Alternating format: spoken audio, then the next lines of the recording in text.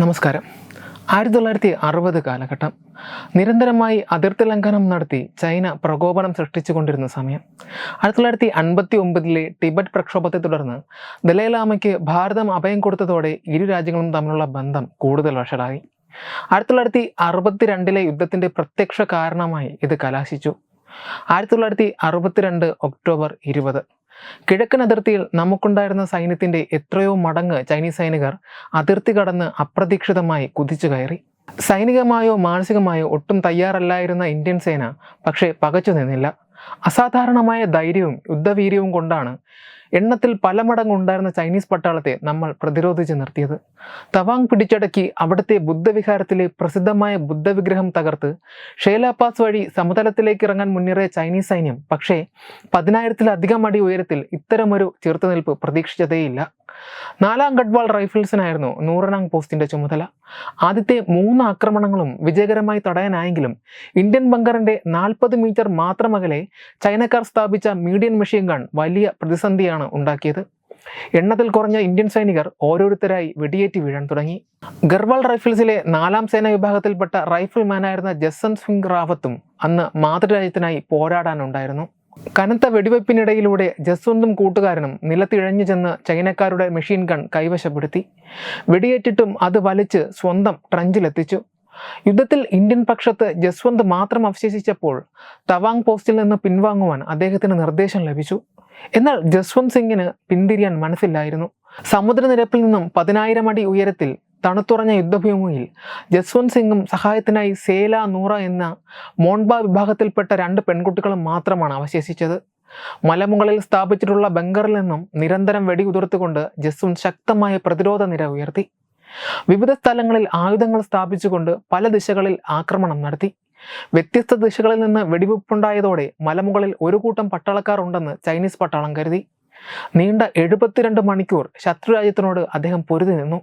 അവസാനം ജസ്വന്തിന് മലമുകളിലേക്ക് റേഷൻ എത്തിക്കുന്ന ആളെ ചൈനീസ് പട്ടാളം പിടികൂടുകയും ഒരു പട്ടാളക്കാരൻ മാത്രമേ അവിടെ ശേഷിക്കുന്നുള്ളൂ എന്ന് മനസ്സിലാക്കുകയും ചെയ്തു. ചൈനീസ് പട്ടാളം മുകളിലെത്തി ആക്രമണം നടത്തി. അവിടെ വെച്ചുള്ള ഗ്രനേഡ് ആക്രമണത്തിൽ സേല കൊല്ലപ്പെടുന്നു. നൂറയെ പട്ടാളം പിടിച്ചു. പിടിക്കപ്പെടുമെന്ന് ഉറപ്പായപ്പോൾ ജസ്വന്ത് സിംഗ് സ്വയം നിറയൊഴിച്ചു. കലിയടങ്ങാത്ത ചൈനീസ് പട്ടാളം ജസ്വന്ത് സിംഗിന്റെ തല വെട്ടിയെടുത്ത് ചൈനയിലേക്ക് കൊണ്ടുപോയി.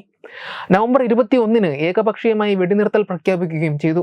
യുദ്ധത്തിൽ ആ 72 മണിക്കൂറിനുള്ളിൽ ജസ്വന്ത് സിംഗ് വധിച്ചത് 300-ൽ പരം ചൈനീസ് പട്ടാളക്കാരെയാണ്.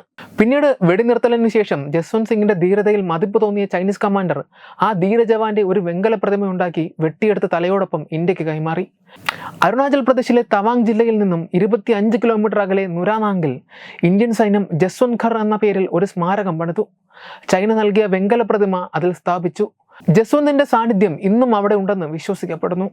അവിടെയുള്ള പട്ടാളക്കാർക്കിടയിൽ ജസ്വന്ത് സിംഗ് ഇന്നും ജീവിക്കുന്നു. മരിച്ചിട്ടും മരിക്കാത്ത ധീര ജവാനെ 24 മണിക്കൂറും പരിചരിക്കുവാൻ 5 ആർമി ഉദ്യോഗസ്ഥരുണ്ട്. ജസ്വന്ത് സിംഗിന് വേണ്ടി അതിരാവിലെ കൃത്യം 4:30 ചായ, 9 മണിക്ക് പ്രഭാത ഭക്ഷണം, രാത്രി 7 മണിക്ക് അത്താഴം എന്നിവ ഒരുങ്ങുന്നു. ബാബയുടെ ഷൂ പോളിഷ് ചെയ്ത് വയ്ക്കുകയും കിടക്ക മടക്കി വയ്ക്കുകയും യൂണിഫോം തയ്യാറാക്കി വയ്ക്കുകയും ചെയ്യുന്നു. ജസ്വന്ത് സിംഗിന്റെ പേരിൽ വരുന്ന കത്തുകൾ കൊണ്ട് കൊടുക്കുകയും അദ്ദേഹം അത് വായിച്ചിരിക്കുമെന്ന വിശ്വാസത്തിൽ പിറ്റേ ദിവസം കത്തുകൾ എടുത്തു മാറ്റുകയും ചെയ്യുന്നു. ഇവിടെയുള്ള പട്ടാളക്കാർ ബാബയെ പരിചരിക്കുക മാത്രമല്ല, അപകട സാധ്യത നിറഞ്ഞ ആ മലനിരകളിലൂടെ യാത്ര ചെയ്യുന്ന യാത്രക്കാരെ സഹായിക്കുകയും ചായയും ലഘുഭക്ഷണവും നൽകുകയും ചെയ്യുന്നു. ജസ്വന്ത് സിംഗ് ഉപയോഗിച്ചിരുന്ന വസ്തുക്കളെല്ലാം ഒരു മുറിയിൽ സൂക്ഷിച്ചു വച്ചിട്ടുണ്ട്. അദ്ദേഹത്തിന് വന്ന കത്തുകൾ, വിവാഹ ക്ഷണക്കത്തുകൾ, അങ്ങനെ വർഷങ്ങളായി ജസ്വന്ത് സിംഗിന്റെ പേരിൽ വരുന്നതെല്ലാം സൂക്ഷിച്ചു വച്ചിരിക്കുന്നു. ജസ്വന്ത് സിംഗിന്റെ മരണശേഷവും അദ്ദേഹത്തിന് 8 ഉദ്യോഗ കയറ്റങ്ങൾ ലഭിച്ചു. മരണപ്പെടുമ്പോൾ റൈഫിൾമാൻ പദവിയിൽ ഉണ്ടായിരുന്ന അദ്ദേഹം ഇന്ന് ജനറൽ പദവിയിലാണുള്ളത്. ശമ്പളം, അവധി തുടങ്ങി ജീവിച്ചിരിക്കുന്ന ഒരു പട്ടാള ജനറലിനു വേണ്ട എല്ലാ പതിവ് പരിചരണങ്ങളും ജസ്വന്ത് സിംഗിന് ഇപ്പോഴും ലഭിക്കുന്നു. ബന്ധുമിത്രാദികളുടെ വിശേഷ ദിവസങ്ങളിൽ അദ്ദേഹത്തിന്റെ കുടുംബാംഗങ്ങൾ അവധിക്കായി അപേക്ഷ നൽകുകയും അവധി അപേക്ഷ അംഗീകരിച്ചാൽ പട്ടാളക്കാർ പൂർണ്ണ സൈനിക ബഹുമതികളോടെ ജസ്വന്ത് സിംഗിന്റെ ഛായാചിത്രം അദ്ദേഹത്തിന്റെ ജന്മസ്ഥലത്തേക്ക് കൊണ്ടുപോകുകയും അവധി അവസാനിക്കുമ്പോൾ തിരിച്ചു കൊണ്ടുവയ്ക്കുകയും ചെയ്യും. രേഖകളിൽ ജനറൽ ജസ്വന്ത് സിംഗ് 1962 യുദ്ധത്തിൽ കൊല്ലപ്പെട്ടു എങ്കിലും ജീവിച്ചിരിക്കുന്ന ഒരു പട്ടാള ജനറലിന് കിട്ടേണ്ട എല്ലാ ബഹുമാനവും നൽകി ഭാരതാമ്മയുടെ വീരപുത്രനെ ഇന്ത്യൻ ആർമി ഇന്നും പരിചരിക്കുന്നു. ഈ വഴി പോകുന്ന സൈനിക വ്യൂഹത്തിലെ സൈനികർ ഇവിടെ നിർത്തി പ്രണാമമർപ്പിക്കാതെ പോകാറില്ല. തങ്ങളുടെ കിഴക്കൻ കുന്നുകളുടെ കാവൽ മാലാഖയ്ക്കുള്ള ബഹുമാനം കൂടിയാണിത്.